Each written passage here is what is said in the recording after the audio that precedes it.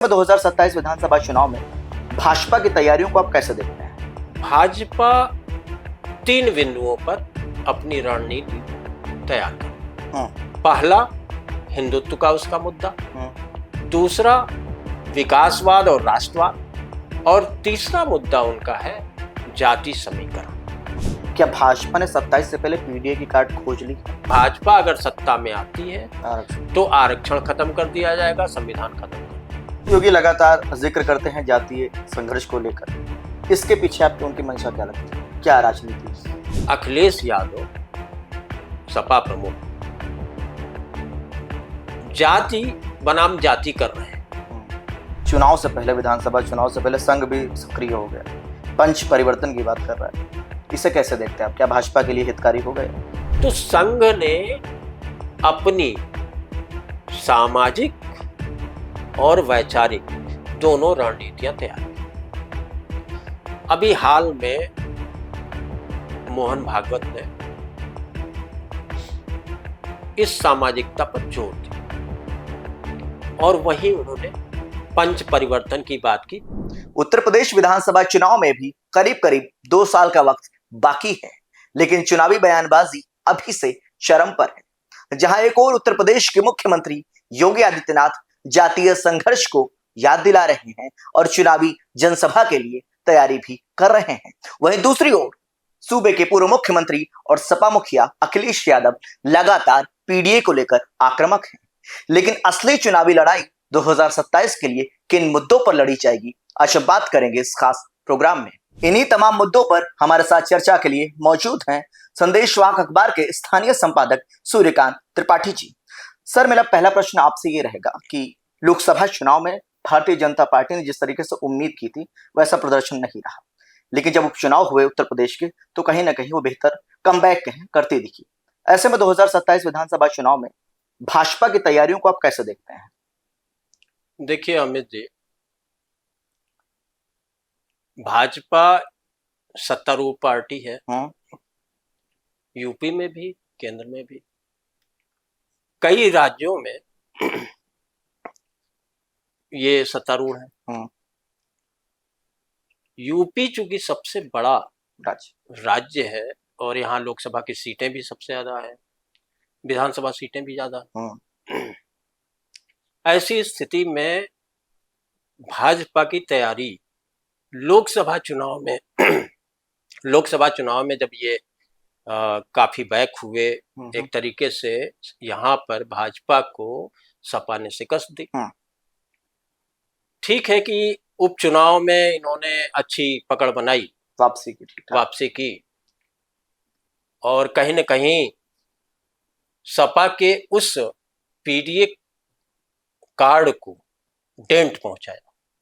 इससे वो उत्साहित भी हैं कि हमने जो हानि लोकसभा चुनाव में हुई थी उसकी एक तरीके से हमने भरपाई कर ली है और उन्हें ये अब लग रहा है कि उत्तर प्रदेश का 2027 का चुनाव उनके लिए आसान होगा।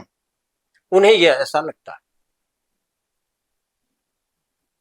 2027 के चुनाव में भाजपा 3 बिंदुओं पर अपनी रणनीति तैयार कर रही। पहला, हिंदुत्व का उसका मुद्दा।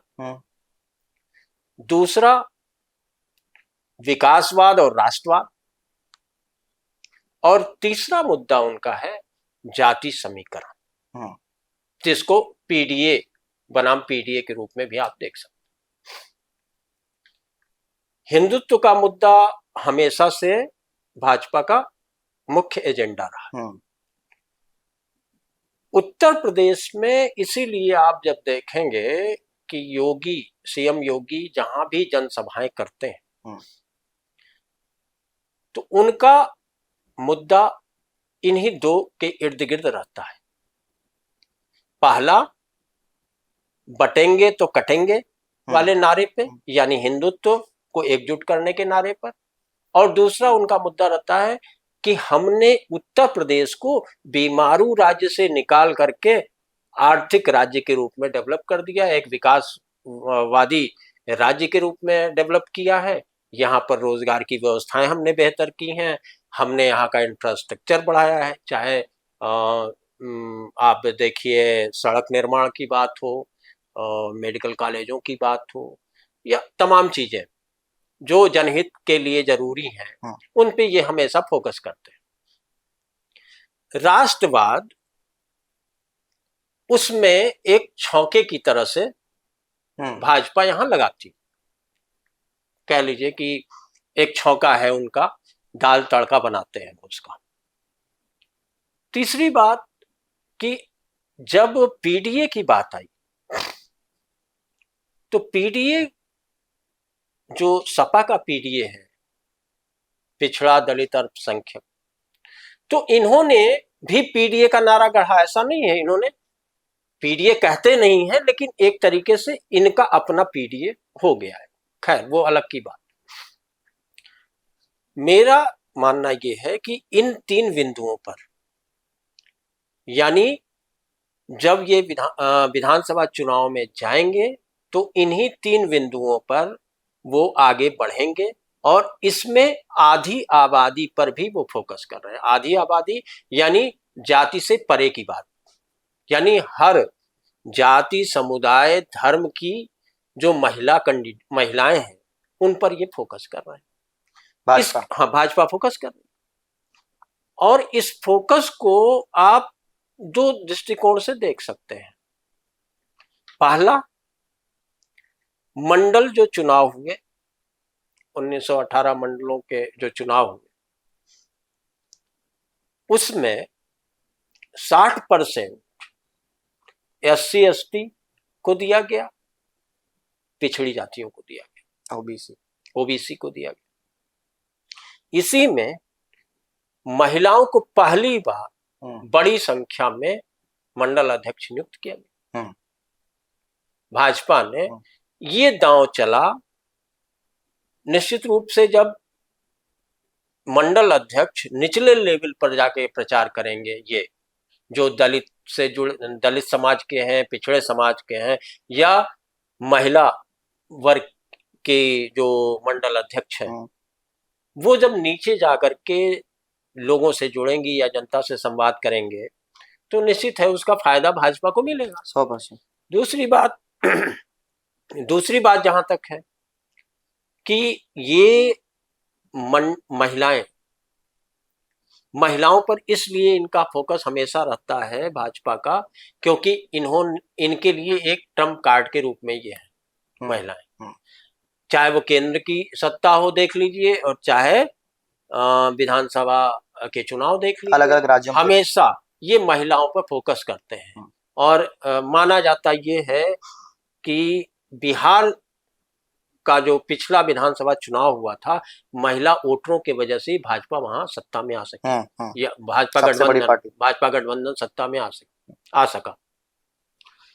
तो ये पूरी रणनीति इनकी यही है कि हम महिलाओं को एक साथ जोड़ें, और उन महिलाओं में भी हम दलितों को और पिछड़ों को जोड़ें, अति पिछड़ों को जोड़ें, और साथ साथ हिंदुत्व का हिंदुत्व के एजेंडे पर चलते हुए, विकासवाद के एजेंडे पे चलते हुए हम एक नया समीकरण बनाएं। यही इनकी पूरी अभी तक की रणनीति विधानसभा चुनाव के रूप में दिखाई पड़ रही। ऐसा में ये नहीं लगता, जिस तरीके से अखिलेश यादव लगातार पीडीए का जिक्र कर रहे हैं, क्या भाजपा ने 27 से पहले पीडीए की कार्ड खोज ली है?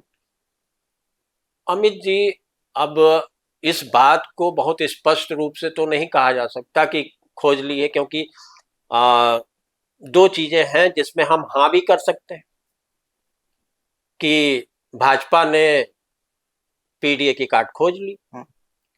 उसमें जो सबसे बड़ा प्रयोग हुआ, एक सबसे पहला प्रयोग तो अखिलेश यादव ने किया 2024 के लोकसभा चुनाव में, उसका उन्हें फायदा भी मिला, बिल्कुल। लेकिन उस फायदे में 2 चीजें विधानसभा चुनाव में नहीं दिखाई पड़ेंगी। सबसे बड़ा मुद्दा था जो इंडिया गठबंधन ने या सपा कांग्रेस गठबंधन ने यूपी में चलाया, वो ये था कि भाजपा अगर सत्ता में आती है आरक्षण तो आरक्षण खत्म कर दिया जाएगा, संविधान खत्म कर दिया। और ये बात निश्चित है कि दलित और अति पिछड़ा समाज जिसको आरक्षण का लाभ मिल रहा है वो कंफ्यूज हुआ और उसे लगा कि ऐसा हो सकता है, इसलिए वो बहुत तेजी से गठबंधन की ओर बढ़े। और इस तेजी का आप रिजल्ट यही देख लीजिए कि भाजपा 2019 के लोकसभा चुनाव में जहां 50% इनको वोट मिला था वो घट करके 41% पे आ गया, यानी 9% का नुकसान हुआ, बड़ा नुकसान। और दूसरी तरफ आप देख लीजिए कि ये जो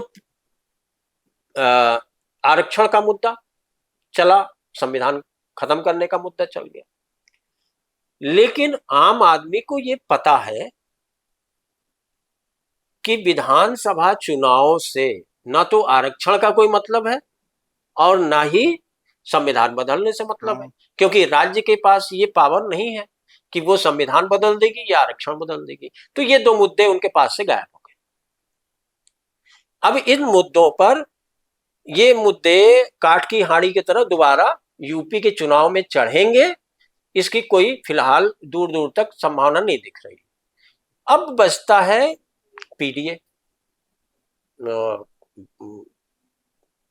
सपा का जो गठबंधन पीडीए, वो बचता है कि वो कैसे उसकी काट खोजी गई। विधानसभा चुनाव और उपचुनाव जब हुए 10 सीटों पर, तो उसमें सबसे ज्यादा सफलता भाजपा को मिली, 8 सीटें मिली। 2 सीटें इनको मिली। ये बात अलग है कि इस हार के बाद सपा बार बार यही कहती रही कि धांधली की गई, प्रशासन ने जो है सहयोग करके चुनाव जिताया। लेकिन अगर आप देखिए इसी चीज को दूसरे संदर्भों में देखिए, अभी गुजरात का चुनाव हुआ, गुजरात में कितने दिन से सत्तारूढ़ है भाजपा, कई 28-30 साल लगभग 30 साल के आसपास होने जा रहा है। वहां पर आम आदमी पार्टी का विधायक जीत जाता है सत्तारूढ़ होने के बावजूद। तो अगर उसके हम बरक्स देखें तो क्या ये संभव है ना कि प्रशासन मिल करके जीत दिला देगा? वो भी 8-9 सीटों पर। 8-9 सीटें बहुत होती हैं, एक सीट वहां नहीं वो छीन पाए उससे। जबकि आप केरल में देख लीजिए, केरल में झटका लगा। तो कुल मिला जुला करके जब इसमें ये जीते, भाजपा जीती 8 सीटें, तो उससे लगा कि हमने पीडीए की काट खोज ली। पहली काट यहां से उन्होंने रखी। इसमें उनकी जाति समीकरण थे, इस जीत के पीछे उनके जाति समीकरण थे, और वो समीकरण थे सीट वाइज कि किस सीट पे हमें किसे बैठाना है, किसे चुनाव लड़ाना है। मिल्कीपुर देख लीजिए, मिल्कीपुर का रिजल्ट पासी बनाम पासी हुआ। अवधेश प्रसाद, जिनकी कभी वहां तूती बोलती थी, उनके लड़के हार गए चुनाव। अजीत प्रसाद हार गए। तो इस जीत से भाजपा को लगा कि नहीं, अगर हम इन्हीं जाति समीकरणों के आधार पर पूरे उत्तर प्रदेश में चुनाव लड़ते हैं तो हम फिर से सफल हो सकते हैं। और ये पहली काट उनकी थी कि पीडीए की काट हमारे पास ये। दूसरा, इस काट के लिए और दलित समुदाय को अपने साथ जोड़ने के लिए अभी हाल में जब योग दिवस मनाया गया तो अंबेडकर पार्क में योग दिवस मनाया गया। उसमें 500 लोगों को, 500 दलित परिवारों को बुलाया गया, उन्होंने शिरकत की उसमें, और इसका नेतृत्व नीरज सिंह ने किया। इसके अलावा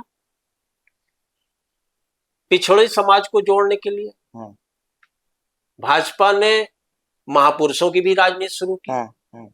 आप देखिए, अहिल्याबाई होलकर का पूरा 300वीं वर्षगांठ जयंती मनाई गई। उसमें उपराष्ट्रपति जगदीप धनखड़ भी आए महाराजा और सुहेलदेव। ये वहां किया गया आगरा में। उस क्षेत्र में चूंकि अहिल्याबाई होलकर गड़रिया धनगर से संबंधित थी, तो वो क्षेत्र बघेल और पाल और गड़रिया का क्षेत्र माना जाता है। पिछड़ी जाति वहां आगरा और आसपास के क्षेत्रों में ज्यादा प्रभावी है। तो इस आधार पर आगरा को केंद्र बना करके उन्होंने इन लोगों को एक संदेश देने की कोशिश की भाजपा ने। उसी तरह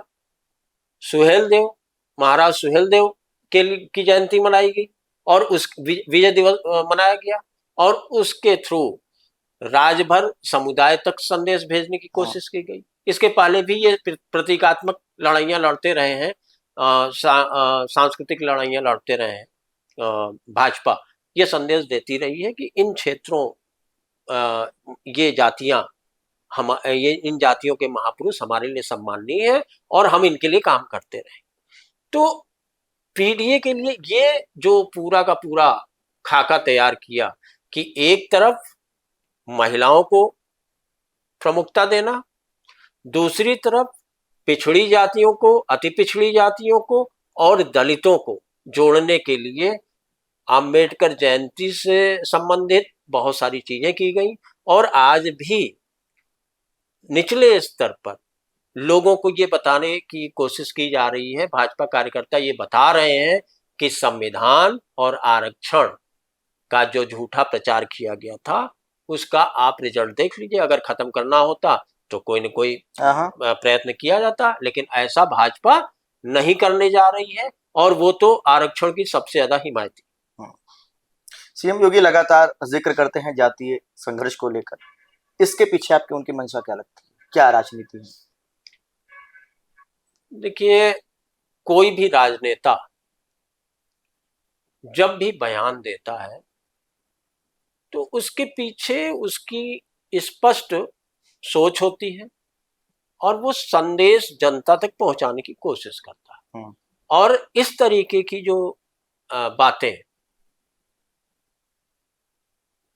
लोकसभा विधानसभा चुनाव में या किसी भी चुनाव के पहले इस तरीके की बयानबाजियां चलती रहती हैं। जहां तक जाति संघर्ष की बात है तो जाति संघर्ष सीएम योगी क्यों कहते हैं? बयान में अचानक बटेंगे तो कटेंगे बयान बदल करके अब जाति संघर्ष पर सीएम योगी ने क्यों फोकस किया? इसके पीछे कारण है। इसके पीछे जो सबसे बड़ा कारण है वो ये कि आज अखिलेश यादव सपा प्रमुख जाति बनाम जाति कर रहे हैं। जैसे अभी सुमन ने जो उनके रामजीलाल सुमन उनके सांसद हैं राणा सांगा पे, तो उन्होंने राणा सांगा पे गलत बयानी की। करणी सेना ने उन पर उसका विरोध किया, उनके घर हमला भी किया गया। तो इन्हें अखिलेश को लगा कि ये दलितों के साथ खड़े होने का और इसको दलित बनाम ठाकुर बनाने का इससे अच्छा मौका कोई नहीं। चूंकि दलित इनको लोकसभा चुनाव में ठीक ठाक वोट दे चुके थे तो इन्हें लगा कि उस वोट को हमें बचाए रखने की जरूरत है, तभी हम विधानसभा चुनाव में हम बेहतर कर पाएंगे।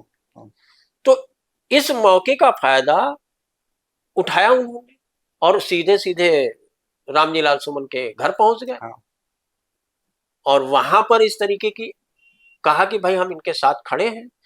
कुछ दलित समुदाय के लोग, जाटो समुदाय के लोग भी वहां पे जाके खड़े हुए कि अगर यहाँ पर कुछ किया जाता है तो हम उसका विरोध करेंगे। दूसरा, अभी रिजल्ट आया, एक और घटना हुई इटावा में जिसमें यादव बनाम ब्राह्मण कर दिया गया। तो जब इस तरीके की चीजें होने लगी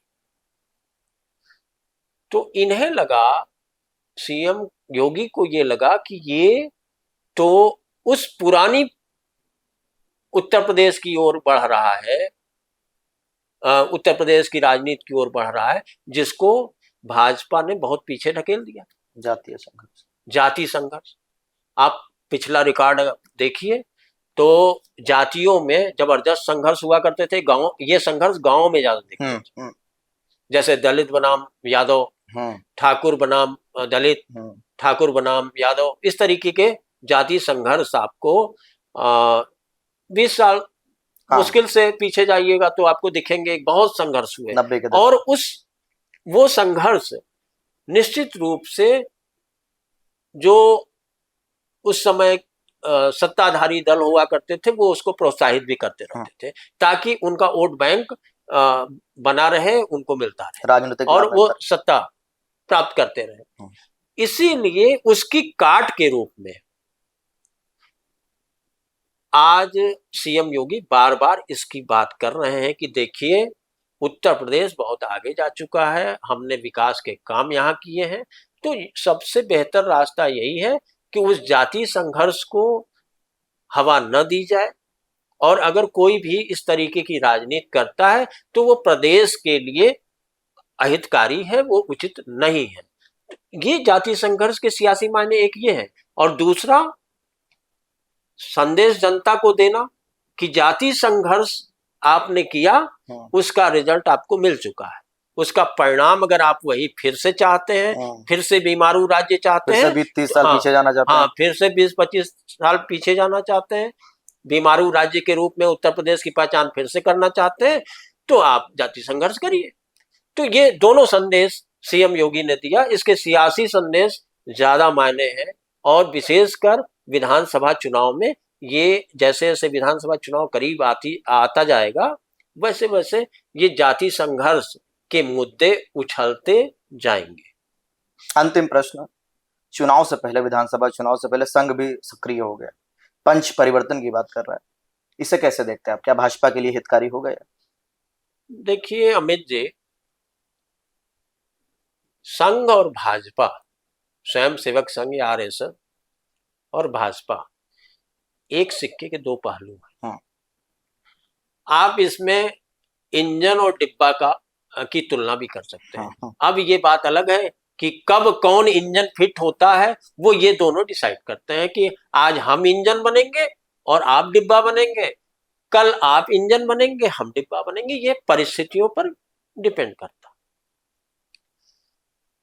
संघ किसी भी स्थिति में विधानसभा चुनाव हाथ से यूपी का जाने नहीं देना चाहिए। और उसे जो जिस तरीके के जाति संघर्ष को हवा दी जा रही है, उससे भी संघ चिंतित है कि कहीं ये हवा अगर बैठ गई या ज्यादा बह गई तो उनके लिए या भाजपा के लिए सत्ता में वापसी मुश्किल हो सकती है। तो संघ ने अपनी सामाजिक और वैचारिक दोनों रणनीतियां तैयार की। अभी हाल में मोहन भागवत ने इस सामाजिकता पर जोर दिया, और वहीं उन्होंने पंच परिवर्तन की बात की। पंच परिवर्तन का मतलब कि समाज में हम 5 प्रकार के बदलाव लाना चाहते हैं, और ये समाज किसका है? हिंदू समाज। वो हिंदू समाज पर फोकस करते हैं, उन्हीं की बात करते हैं। इसी संदर्भ में उन्होंने एक मंदिर, एक कुआं, एक स्मशान का नारा भी दे दिया, और साथ साथ ये कह दिया कि इसको आप जनता तक पहुंचाइए। जनता तक पहुंचाने में इन चीजों को भी जोड़ा गया कि इस चीज का भी प्रचार किया जाए कि सामूहिक भोजन हो, सामूहिक रूप से त्योहार मनाए जाए। तो जब सामूहिक रूप से भोजन और सामूहिक रूप से त्योहार मनाए जाएंगे और ये तीनों चीजें होंगी, यानी एक मंदिर, एक कुआं और एक स्मशान, तो निश्चित रूप से जाति भेद जो पैदा हुआ है उस जाति भेद को खत्म कर देगी। और इस जाति भेद को अगर खत्म किया गया या इस पे असर डाला गया तो भारत यूपी में एक सांस्कृतिक एकजुटता पैदा होगी, धार्मिक एकजुटता पैदा होगी, एक सामाजिक एक रस्ता पैदा होगी या समरसता पैदा होगी। तो ये चीजें देखने में तो लग रही कि बहुत बेहतर है, ये कोई सियासी मामला है नहीं, लेकिन ये संघ की एक ऐसी चाल है कि अगर ये अपने मूर्त रूप में पहुंचती है, जनता तक ये बातें संघ के कार्यकर्ता पहुंचाने में सफल होते हैं, तो पीडीए इसके सामने ध्वस्त हो जाए। क्यों? क्योंकि पीडीए बांटने की पर डिपेंड करता है। तो ये चीजें संघ ने इसलिए शुरू की कि हम एक सामाजिक समरसता की व्यवस्था करें, ताकि जो पीडीए का जो प्रभाव है उसको काटा जा सके, उसको कम किया जा सके और भाजपा को सत्ता के गलियारे पर बरकरार रखा जा सके। तो संघ ने इसकी शुरुआत भी कर दी, अपने कार्यकर्ताओं से कह दिया कि आप लोग जाइए और पूरी तरह से इसका प्रचार प्रसार करें। तो आप ये मान के चलिए कि भाजपा ने संघ को भी लगा रखा है, या कहिए संघ खुद लगा हुआ है, या ये भी कह सकते हैं कि दोनों में समन्वय है, वो अपने अपने हिसाब से अपनी जिम्मेदारी समझ रहे हैं और उस तरीके की जमीन तैयार कर रहे हैं। तो लेकिन अगर ओवरऑल देखें तो आधी आबादी यानी उनके पीडीए में पिछड़ा दलित और आधी आबादी है, यानी भाजपा की पीडीए में पिछड़ा दलित आधी आबादी, ए माने आधी आबादी, महिला अगड़ा भी है।